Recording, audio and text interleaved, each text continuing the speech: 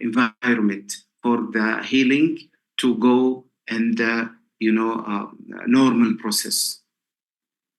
But sometimes no, we need to know this, because to know which is normal, which is abnormal. Which is normal, which is abnormal. If the patient if you don't know what is the normal process or the normal steps in wound healing, the patient might get wound infection and goes unnoticed. But once you pick up, you know that this is abnormal. So we are dealing with wound infection, for example, or a possible complication of the wound, and you need to interfere immediately. After if you don't, then the patient might get like further complications. Not only from that side, but from patients' perspectives, because patients would forget what you have done in their, for example, in their abdomen, but they will remember your wounds. If you have created a small wound, very tidy and clean and good in sutures, subcuticular, for example, the patient will say you are the best surgeon.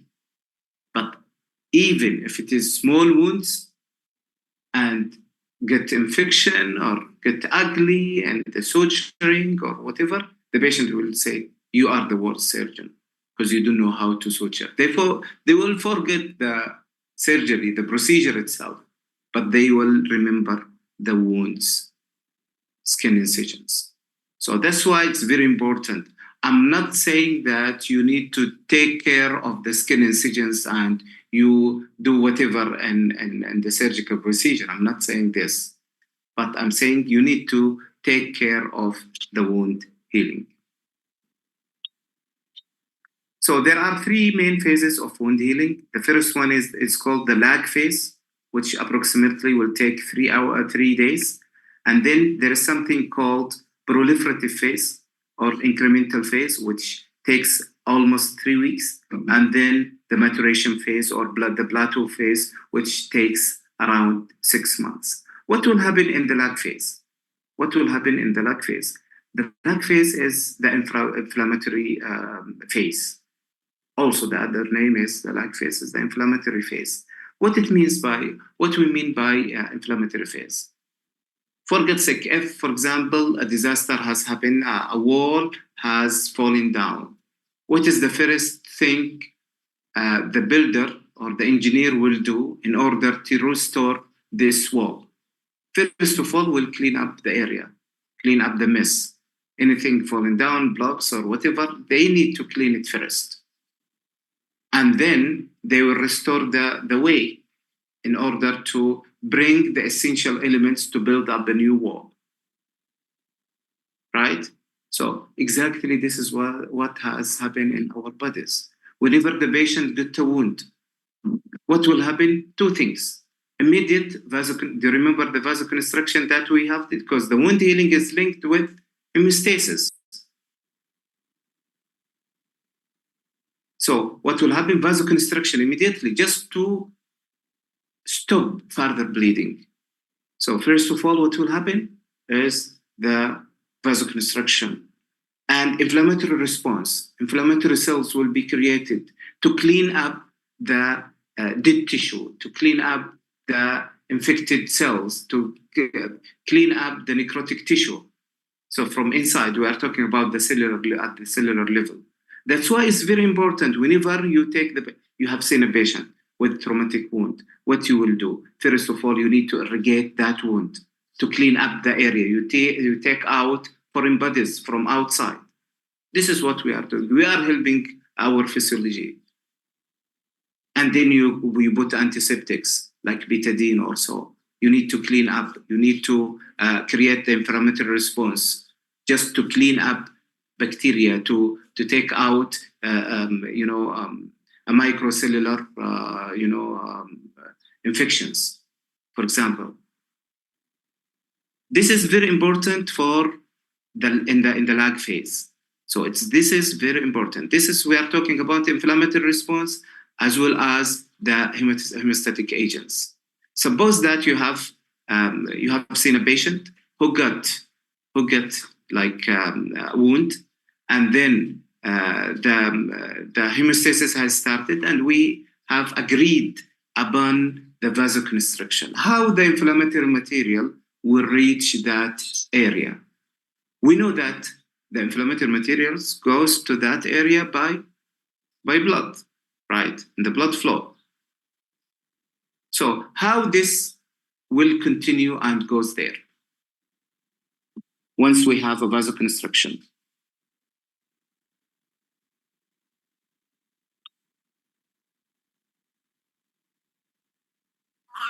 Can you repeat the question, Doctor?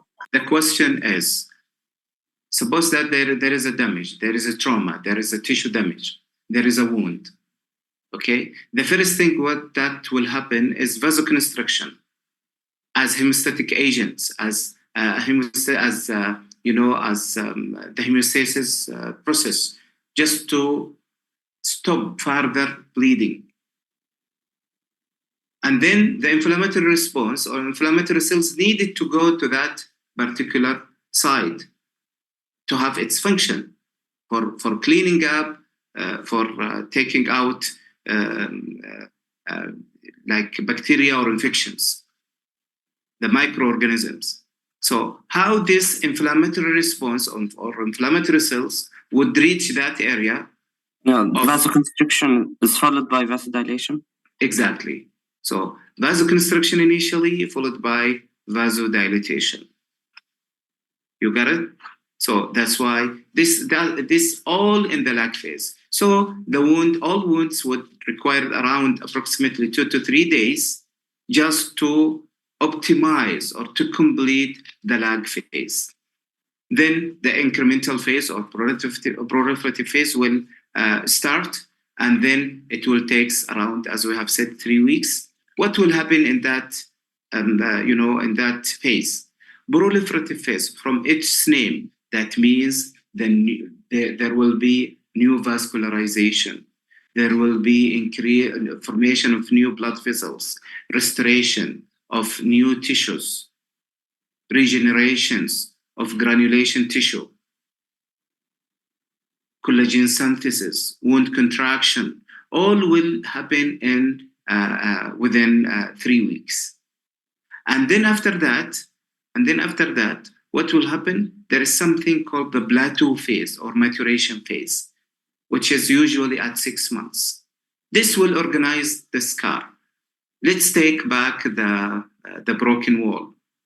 If something has happened after restoration or cleaning up the mess, the broken materials, and then the area is clean, the essential materials being brought to that wall, the builder has optimized the things, bought blocks, and this is a proliferative phase, bought blocks, and after that he put a cement, and after that he will put the base.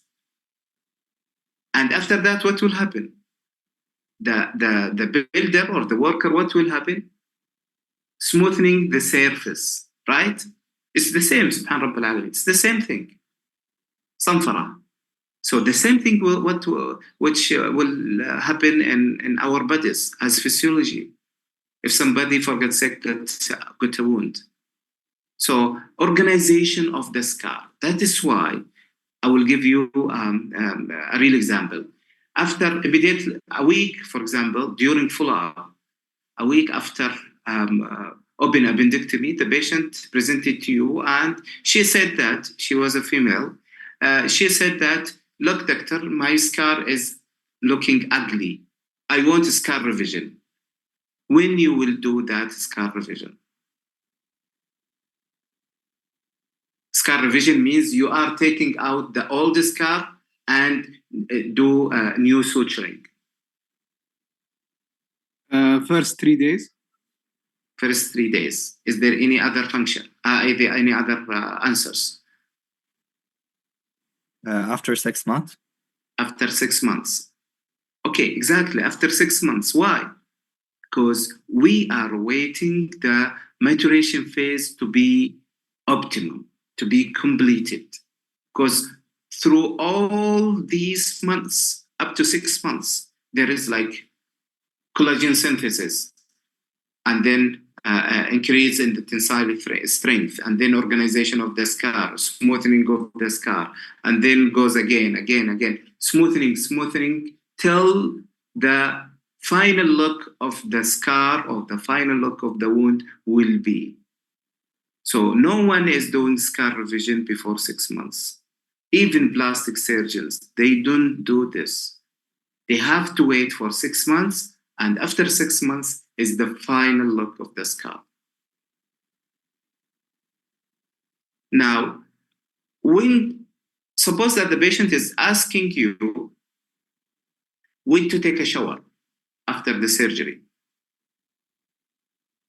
How much time for the scar to be sealed physically from outside environment? So if the water, water sealed. If you put the water in the scar, the water will not, leaks inside. Will not leak inside. So what is the time? Do you know? 2 weeks, doctor. Usually 2 days. No, 2 days. Usually 48 hours. After 48 hours, there is a water seal for the wound. It depends, but this is a general principle. But it depends on the type of the wound, whether you lay it open or you close it, and which type of closure you have used. Is the wound is very big or very small, whatever is the setup. But as a general principle, this water seal will require almost 48 hours.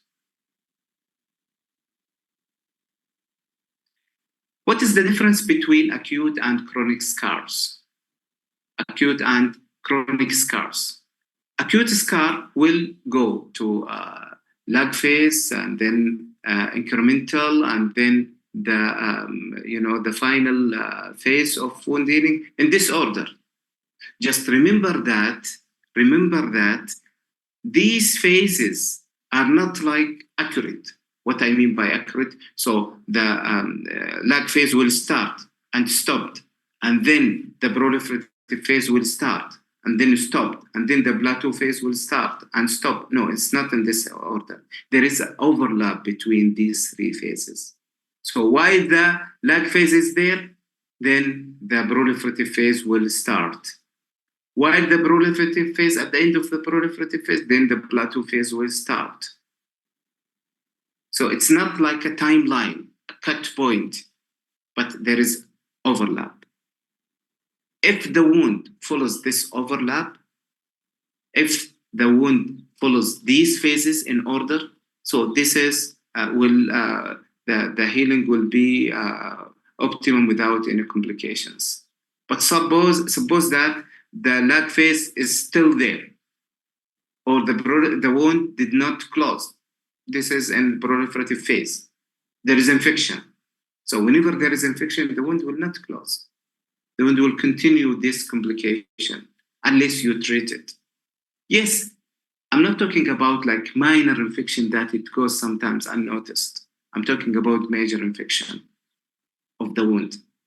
So sometimes the wound lag in the or stop in the proliferative phase, and this will be converted, or this labeled as chronic wound for a long time. Required, for example, you have excised a sebaceous cyst, for example, and you have closed the wound, but then the patient got wound infection, and you lay it open, and it stayed, for example, for 4 weeks, a month, did not close eventually.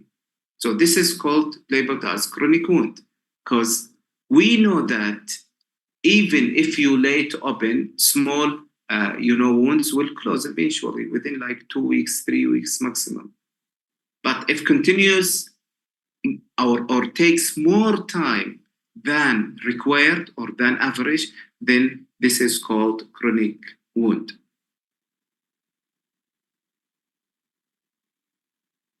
So where did we reach? Okay, types of surgical wounds. There are 4 types of surgical wounds. Sometimes we are talking about clean wounds. Sometimes we are talking about clean contaminated, sometimes we are talking about contaminated or dirty wounds. So what are the differences between these four? Clean wounds means, as you know, just I want you to understand, not to remember. Clean wounds that you are not going to the body systems, you are not going to the respiratory system, you are not going to the GI system, you're not going to the genitourinary system. So this is called clean wounds. There is no evidence of infection. What is a good example of that? Thyroid surgery. This is endocrine. You are not going to the GI or respiratory system or genitourinary system. Lipoma, subcutaneous tissue, and this is labeled as clean. Simple lipoma without complication. This is considered as clean. Breast surgery is considered as clean. The rule of prophylactic antibiotics here is not indicated, has no rule, unless there is exception for that, because the wound or wound infection rate in clean wounds is very, very low. Sometimes in some textbooks is less even than 1.5%. That's why prophylactic antibiotic is not indicated unless the patient get like mesh in cases of hernia, because hernia repair is considered as clean wounds. Otherwise, you cannot put mesh. But once you put mesh, you need to give antibiotics, because this is a foreign body placement.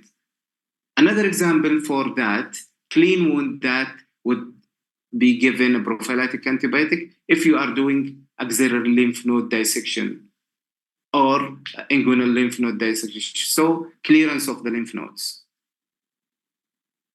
This is an exception to give, considered the primarily these procedures are considered as clean, but it has the exception or the permission to give prophylactic antibiotic. I'm talking about evidence-based medicine. Now, what about clean contaminated? Clean contaminated, there is no pus, no severe inflammatory process, but you're going through these systems. You have done gastrectomy for a patient, sleeve gastrectomy, for example, or so. There is no apparent infection, there is no pus formation, but you have done lobectomy, right? Lobectomy for the lung, for example. This is called clean contaminated. You are going into the respiratory system, but with control. In case of clean contaminated wounds, the prophylactic antibiotics are indicated. What about contaminated? Contaminated wounds, there is either major break through the aseptic technique and in surgery, or there is severe inflammatory process. There is no pus, but there is severe inflammatory process. As in cases, a good example for that, advanced case of acute appendicitis.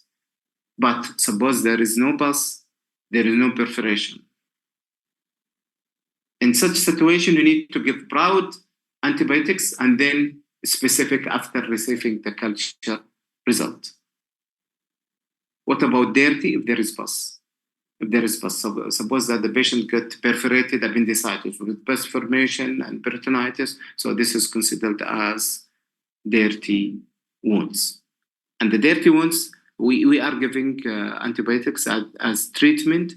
At the same thing, you need to give the patient specific antibiotics after you receive the culture. Do you have any questions at this moment?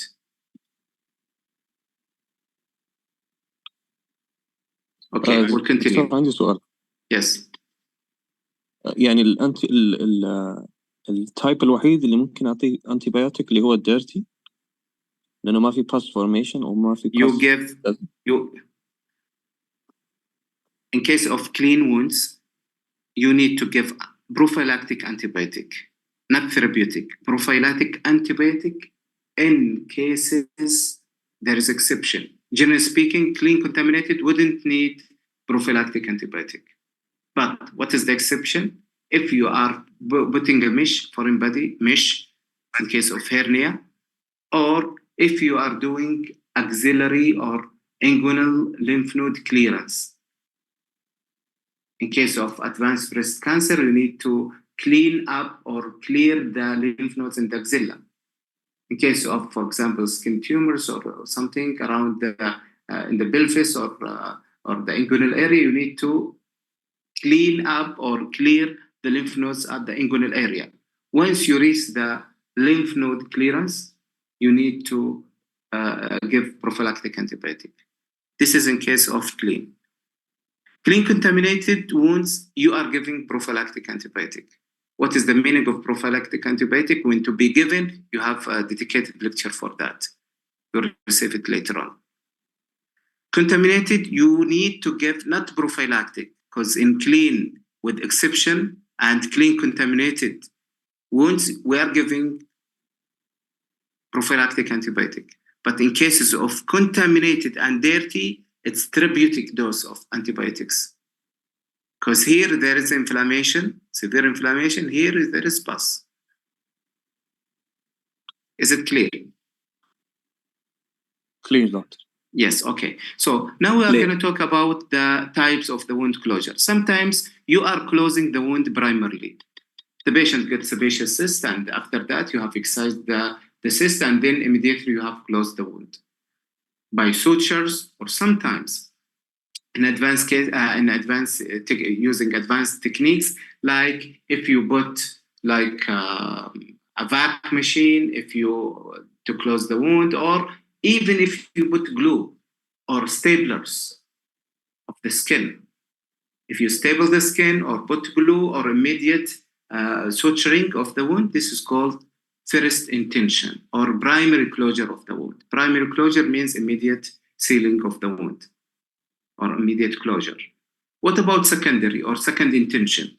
There is no closure. Suppose that the patient got abscess, thigh abscess, gluteal abscess, abdominal abscess. You lay the wound to be opened after drainage. What is the management of, for example, thigh abscess? Incisional drainage. Breast abscess, incisional drainage. You incise the wound and then drain the abscess, and then you do cleaning. And you lay it open. You don't close. You don't close dirty wounds. Because this, whenever there is abscess, the wound considered as dirty. You don't close it to avoid like further complications, to avoid increase the infection. You just lay it open and you do backing. Every day you do irrigation, you put betadine, you put backing, goes inside, and then the wound will close eventually from bottom up. But this is wound healing by granulation tissue. It would need time to close. A good example, as I have told you, gluteal abscess or thigh abscess, or even bilonidal sinuses if there is pus formation. Now there is something called third intention or tertiary wound closure. What is this? Suppose that the patient got very big thigh abscess, being drained, finished, okay? And then you are, you are doing daily dressing, but the wound is taking too much time for closure. For example, 2 months, 3 months, but now the wound is clean. No further abscess, no further pus, no inflammatory process. In order to initiate or enhance the wound closure or the wound healing, once you suture it, this is called tertiary. So suturing of a wound, or the other name is delayed primary closure. So suturing of a wound which has initial contamination or pus formation after being clean. I'm repeating myself. Closure of a dirty wound after being clean. This is called tertiary. Now, primary, immediate closure. Secondary, you lay it open, you don't close. Healing by granulation tissue. A good example for that, abscess formation. But if the patient got abscess formation, and now you have cleaned up the wound, but now you lay it open, you did not close. Healing by granulation tissue. No further pus formation or inflammatory process. You have closed that wound by suturing. So this is called tertiary, or closing the wound using third intention. Is it clear? Yes, doctor. Okay, so this is the primary. There is clean incision. You just close it with suture, and this is the final.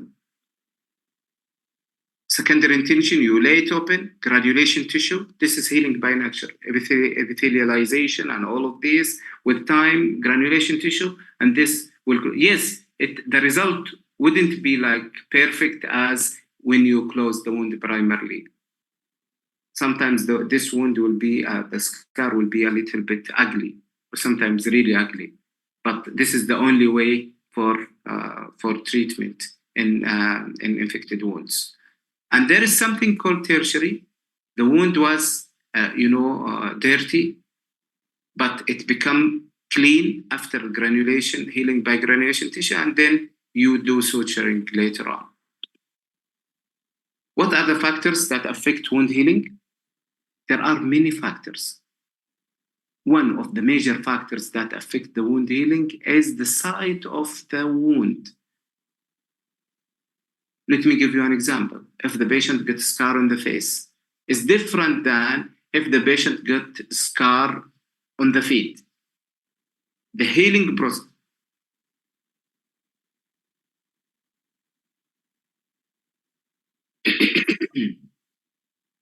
Sorry.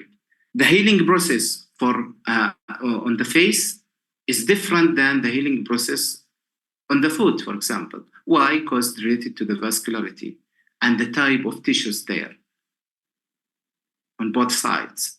So the site will determine, is a major determinant of wound healing. What about others, like infection? We talk about infections. If the patient gets clean wound and good meticulous suturing being done, is different than if the patient get abscess formation, for example, and the wound was laid on for the healing by granulation tissue. The wound would be ugly a little bit. It depends on how much is what is the size of the wound. A very important risk of or determinant of wound healing is the local factors. For example, if the patient get wound infection, is different than if the patient get clean wound. If the patient gets like antibiotics, it depends if the patient did not, upon indication I'm talking about. If the patient used, if the doctor has used specific technique, clean technique, meticulous handling of the tissues, the way of suturing, the degree of trauma, whether the patient get like disruption of the skin or skin loss is different than if the patient get if the patient get like a tidy clean incision. All of these are local factors. Foreign bodies, if the patient get like wound infection with foreign body, for example. Like what? Foreign body, if the patient, a good example is mesh replacement, or in cases of breast surgeries, implants. The patient got put implants and then get infected, then the wound would be definitely ugly. Now, determinants or factors related to the patient himself or herself.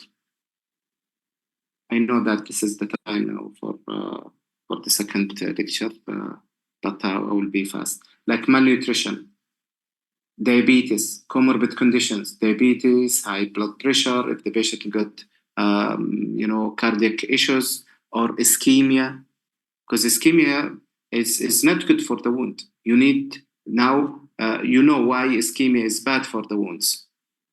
You need good wound healing with, inflammatory process, with, good vascularity, all of these. If the patient is immunosuppressed, or if the patient is taking steroid therapy, or if the patient is receiving radiotherapy, all of this will affect the wound. So these are pictures of, or some photos of complications of wound healings, like wound infection. This one is wound infection. You see redness. The treatment is just to take out the sutures. And this one, this is a laparotomy scar. This is the umbilicus, and there is a swelling here. Once the patient coughs, this swelling is there. So this is called incisional hernia. There is something called wound dehiscence. Once there is or evacuation. Evacuation means the interabdominal contents is coming out from the incision, surgical incision. But if the fascia is intact, but there is fluids, there is opening and fluids is coming out, this is called the wound dehiscence. Adhesions, bleeding from the wound, hernia formation, we talk about this, sinus or twistal inflammation, suture complications, as in this case of stitch abscess and wound infection. Malignant changes might be marginal ulcer, for example, or Kabusi sarcoma or something. It's related to the wounds. Excess healing, like hypertrophic scar, and keloids. This is keloid and this is hypertrophic scar. Hypertrophic scar, it happens immediately after the surgery. And most of the time it goes away with time, but sometimes you need to excise it and do scar revision with low recurrence rate. But the problem with keloid is more in somebody who has dark skin, and usually the healing is beyond the site of the scar, overgrowth, but beyond the site. See, here at the site of the scar, this is called hypertrophic scar, but here it's keloid. There is an overgrowth beyond the site of the scar. This is coming not immediately after surgery. It comes like months or years after the surgery. And it's difficult to be treated. And sometimes patients are given chemotherapy because it has very high recurrence rate. Once we take the scar and study it under the microscope, there is not only fibroblast, but there is mucin. These are the differences between these two. Do you have any questions? يعطيك العافية دكتور. الله يعافيكم. All the best. دكتور بس عفوا. Yes. أنا يعني فاتتني أول تقريبا 20 دقيقة من المحاضرة الأولى، بس المحاضرة الثانية حضرتها كاملة. اسمك؟ ما بعرف إذا في تحضير ثاني ولا هو نفس اسمك؟ يوسف إدريس. يوسف إدريس. طيب. نحضرك إن شاء الله في المحاضرة الثانية. يعطيك العافية. Do you have any comments or questions? أنا برضه يا دكتور جيت المحاضرة الثانية، الأولى ما حضرت. المحاضرة الثانية. طيب اسمك؟ محمد العمري. محمد العمري. في أي أسئلة استفسارات أخرى؟